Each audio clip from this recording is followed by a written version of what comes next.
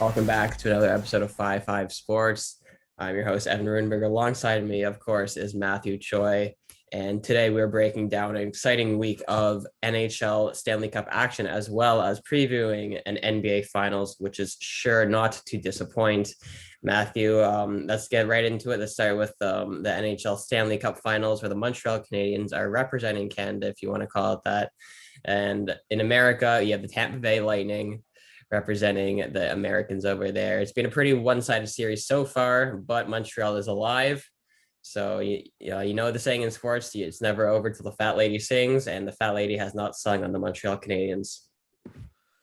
Yeah, what I've noticed so far in the series is that I think we can agree that Tampa has been absolutely dominating. We could list all the players that have been playing well in Tampa, but at that point, we'd be kind of just naming the entire team.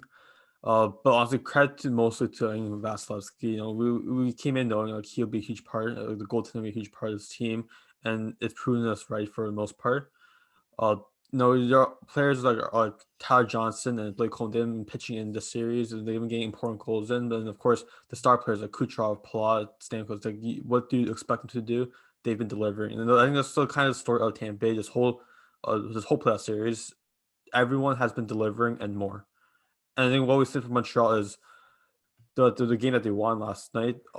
They were hungry. They're just hungry because they're playing for the season. Tampa Bay wasn't playing for the season. They're playing to finish up the season. But Montreal was fighting for life, and I think that's why they won Game 5. But the way I see it, I don't think they could really keep going much further.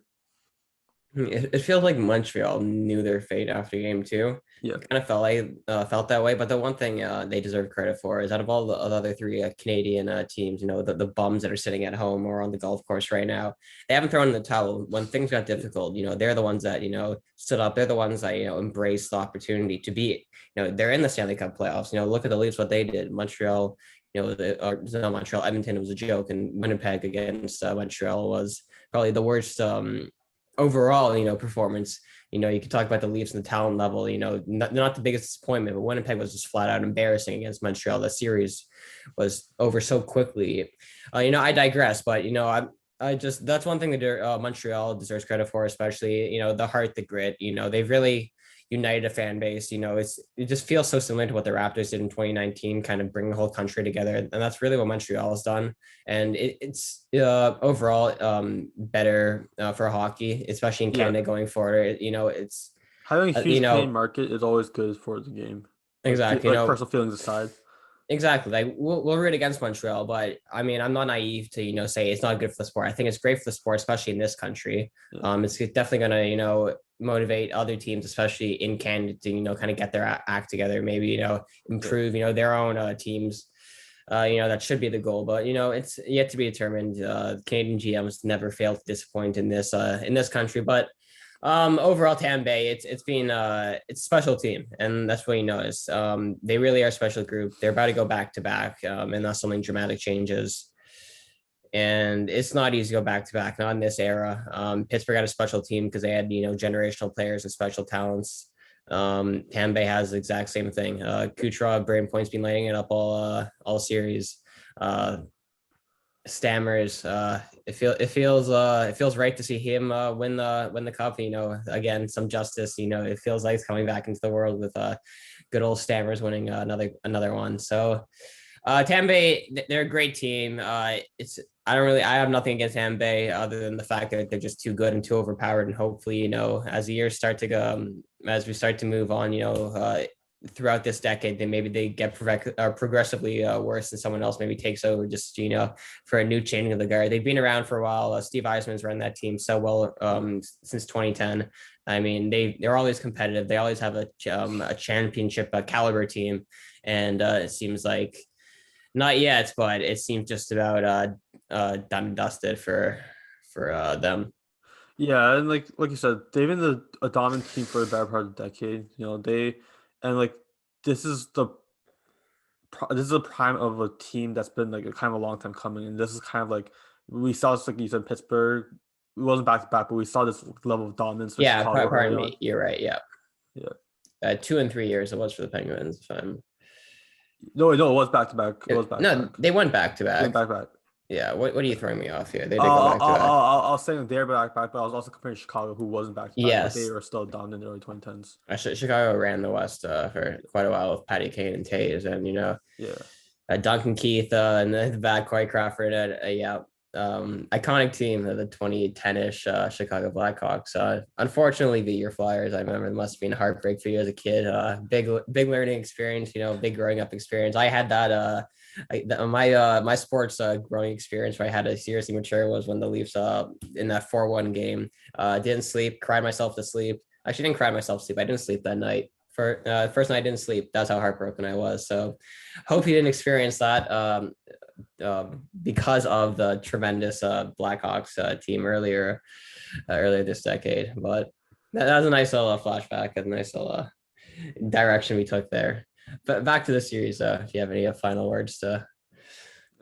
credit. As much as I hate the Habs, we have to give credit to them. Like Yeah, Carey I'm happy Price, they're not winning. You know what? I'm yeah, happy I could say, I've witnessed this team that came so close. I mean, unfortunately, their fans. I know a few, Canadians, the Canadian fans. They had a good run. They didn't expect anything, and if they would have won it, it's something you talk about forever, and that's really yeah, the beauty of sports. If you are able to kind of mount a run like this, the LA Kings come to mind when they were the yeah, 8th seed and really came out of nowhere to win that cup. I remember being another Canadian team, the Canucks in that round one. For all the hockey fans with memories that date back, 20, 30 years. It's a special run for Montreal. It's a team effort, it's a group effort. You don't do that off the back of a few individuals. They had the yeah, perfect blend of youth. They have a great blend of superstar potentials coming up, and guys like Cole Caulfield. We know all about him. So it's Montreal. It's really all about adding pieces for the future. They're going to have to bulk up that D a little bit. Shea Weber is getting younger. But guys like Petrie, Armia, or sorry, not Armia, Edmondson have been great at the back line, really preventing yeah, high end opportunities for Tampa Bay. Tampa Bay really hasn't been dominant. They've just been better. That's really my takeaway. It's been a physical yeah, series, and that's really I think the best part is in a blowout series, at least both teams have been incredibly physical. It hasn't been a timid series by either team. It's just I guess from a neutral stand or point of view, you maybe want it to be a closer series, but all credit Tampa Bay for not allowing that to happen. They're proving why they are the best team left in the left in the Stanley Cup playoffs.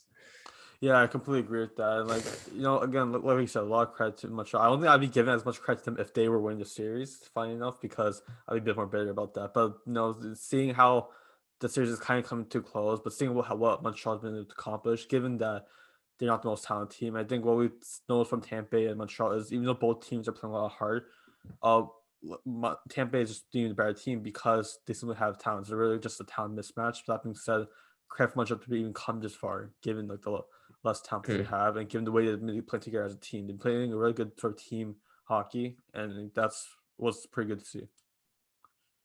I agree. Let's transition over to the NBA, where there is two teams that haven't been in an NBA Finals for a while. So there is a lot of intrigue and a lot of unanswered questions from just a historical point of view, from a player point of view. A lot of players are making their NBA Finals debuts, most notably the man that we all love to talk about on this show, CP3, Chris Paul, the point guard. It is his first opportunity. We saw how much it meant to him late in the fourth quarter against um, drawing a blank Clippers.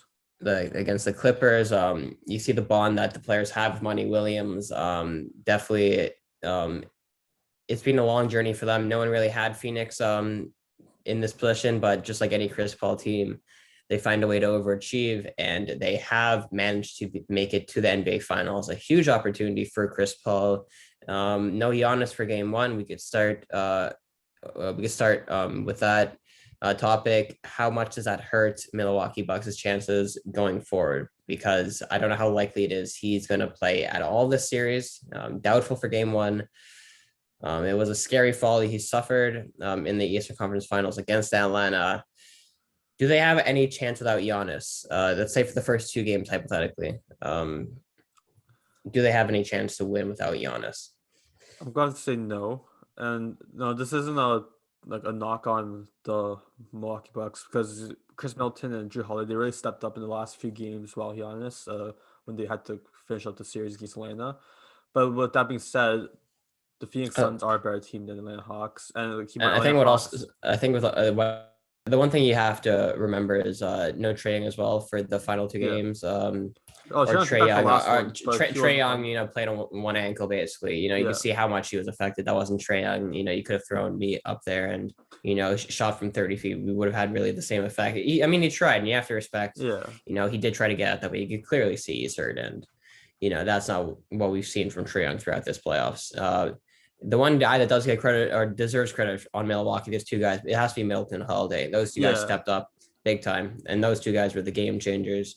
How much impact can they have on Phoenix? I do see a matchup opportunity, especially for Middleton, to maybe have some success against Booker. Maybe a more inexperienced player, playing. He has maybe more pressure than Middleton, being the superstar, being labeled as a more talented player. I think it's fair to say. I think the one thing that Milwaukee has going for them is that they don't have the expectation. So they could go out there, they could play free, yeah, but I think Phoenix is too strong. I just think the story, the team, everything going around. Chris Paul being his first NBA Finals, it feels like he's not playing. It feels like he's on the better team for yeah. once, and he's really. He feels like it feels like they're in control of their own destiny, and it's going to be tough for Milwaukee without Giannis. It would have been tough with him, but I think without Giannis, I just think they're missing that spark that maybe they could use. Yeah, yeah, I completely agree with you, and that's what I'm saying. I think a huge piece is like how well like the Phoenix Suns play collectively as a team. I think it's something we always know is like with Chris Paul and like Devin Booker. They're kind of the two stars on the team you focus on, but it's really depends on how well the team is utilized as a whole, and that's what makes Chris Paul such a good player because he utilizes everyone on that lineup. It's important to see how well DeAndre Ayton does. Brooke Lopez has been doing well offensively in the last series against Atlanta. Hmm. You'll Brook need to see Lopez how stepped up big. Hmm. yeah, they'll need to see how someone like DeAndre Ayton could like shut that down. And likewise, you guys if Drew Holiday and Chris Middleton are trying to go off, they're going to be matched up with Chris Paul and Devin Booker. So there are good matchups in place, but I just think from what we've seen so far is there's just more talent on Phoenix's side, especially with Giannis being out. Hmm. It's a tough series to call. A tough series to call. I mean, I don't know if Giannis is going to come back, and that's a huge factor making Yeah, predictions. Like you just don't know his health. Like my mind right now is thinking Phoenix in six. Oddly enough, I think Milwaukee wins game one. I think Phoenix, Phoenix could be nervy. They have the younger team. I think Aiden may struggle game one. I don't think he'll. I think Brook Lopez will, do a good enough job on him. We know how good he is defensively, and Brook Lopez does spread the floor. So I think DeAndre Aiden may have, a learning curve in game one. I think they Mike Budenholzer will find ways to utilize him, get him maybe 15 to 20, which is above his average. The other guys in Milwaukee, Holiday has to step up. He has to step up offensively. We know he'll do great defensively, yeah, probably on Booker. Uh, a combination of Booker and Chris Paul. PJ Tucker has to be great. He has to hit his threes when he has the opportunity. He's good in the corner when he's hitting it in the corner. So he has to have, his good shooting night. Milwaukee has guys that can hurt you, but I don't think they have enough guys. I think they do win like a tight game one somehow. Middleton maybe clutches up. That's really, the formula without Giannis. Middleton starts hitting, 20-foot mid-range jumpers that just find a way to go in late in fourth quarters. That just seems to be the theme for him this playoffs. So I think they win game one. I think Phoenix will win in six because I do think Giannis will give it a go, pardon me, around game three or four. Probably be maybe 2-1 in the series. That's just what I see happening. I think he's definitely not going to be 100% because the yeah. injury he has looks like, If he it's a comes 4 to 6 back, week if recovery time. if Yeah. Giannis comes back to me, very similar to how like KD came back against Raptors for like Game 6. Yeah. We know Giannis is a freak of nature. It's what we call him the Yeah, Greek freak, So yeah, I'm not going to count anything out with his body and, his will to be in this championship. I think it's too much of a good story for Phoenix. I'm a Phoenix fan, so maybe I'm a little bit biased. It's a little bit easier for me to predict them. Love CP3. I love Devin Booker. Jay Crowder's been trash talking all year. I'm a huge Jay Crowder fan. So I'll go with the prediction that Brooklyn wins a tight game one. They'll hit like a last second In shot, kind Milwaukee. of, or Milwaukee, pardon me. Yes, Milwaukee will kind of fluke game one, but I really, it's hard for me to predict Milwaukee to win the series without Giannis, and especially him not being healthy if he does eventually play. Yeah, I'm gonna say though Phoenix in six. I think personally, I think Phoenix will win game one. I think Okay, Phoenix in five then. We gotta have different predictions. I'll go Phoenix in five. Phoenix, we both have Phoenix in six, so it's probably not gonna happen. So it's a safe bet. Phoenix in four. That's gonna be those are gonna be the shouts after games one and two. Phoenix in four if they end up sweeping at home. realistically, I think Milwaukee will sneak a few games in there. There's you'll catch Devin Booker on off shooting night, and you'll have a game where Drew Holiday and Chris Middleton are shooting lights out, and like Mhm. these kind of things are just happening in the NBA. They're kind of just to be expected, but. Yeah, I agree with you though. Like the Suns, I can't see them losing this game, this series. Just with the way Chris Paul's been playing, and I'm a Chris Paul fan, so like, Yeah. I'm as well biased with this. But the way he's been playing, the way Devin Booker's been playing, I can't see this team losing. I just think like as well I feel like Milwaukee will be more gassed as well because considering the playoff series that they've been through and how I they've been think they'll playing. be okay. I don't think they've been that physically drained. They haven't had really long overtime games. I don't think they've been like, or their players have been eating up too much minutes. I think the rotation has been good for Mike Budenholzer, especially in the first two rounds. They were Yeah, definitely rotating a lot. In Miami, they had the luxury of I don't think Milwaukee's tired. That's not what it is for me. I just think without your best player, it's hard to win any series, let alone a championship, yeah, a series for the championship. That's just where I am. For Phoenix, the formula is you're not going to lose if Devin Booker has 20 plus and Jay Crowder is 20 plus. If both of them yeah, are shooting and spreading the floor well, it's game over. Because if those two are hitting shots, other guys are going to be hitting shots and Chris Paul's going to be facilitating. Those two are the key to winning any game. Offensively, for the Phoenix Suns, they set the tone defensively. As a team, Monty Williams has them playing great. They'll throw in his own. They'll throw in, man to man. They understand their roles. They understand their assignments. And Milwaukee really has to find a way to dig in, especially on defense, because we know Phoenix how quick they can play offensively. So they're going to have to dig in deep if they have any chance to extend it to a point where Giannis can contribute enough where they could potentially win a few more games. yeah, and I think that's kind of the key thing as well because they can play on both ends of the floor. I think Mhm. obviously they're more of an offensive team, but there are no slouch on defense either. And I think No, because of that they have such a solid chance of actually getting Chris Paul a NBA championship this year. gonna be exciting. It's gonna be a fun watch. We both hope for a Chris Paul ring as Chris Paul supporters. I think the world is rooting for Chris Paul to hopefully get his first ring. He definitely deserves it, and it will change the narrative on his historic Hall of Fame career. Yeah, Hopefully, it can just be a little more sweeter with a nice little ring at the end of the rainbow. and I think Chelsea knows that as part of his narrative, like when Mm-hmm. he was a free agent last season, he could have come to any team, but he chose the Suns, a team that hasn't been in the playoffs yet for many years. And yeah, he chose this team because he thought he can be Yeah, a huge bridge for them. Lakers wanted him. Clippers Yeah, wanted him. I mean, he had options, but clearly he made the right option yeah. going to Phoenix because they're the ones in the championship. None of the LA teams, none of this big market crap this year. We don't want it. It's changing of the guard. We have two small market teams. The NBA could suck it. I hope they're angry. I hope their ratings fall just enough for them to, create a hissy fit on ESPN and social media. But we will be able to recap all of the NBA action next week, as well as the conclusion of the Stanley Cup Finals, whenever it is. It could be tomorrow. It could be a week from now. We don't know. Montreal has been a gritty, gritty side. We'll be back next week. We hope you guys enjoyed this episode, and stay tuned for next week's content. Take care. Thanks for listening.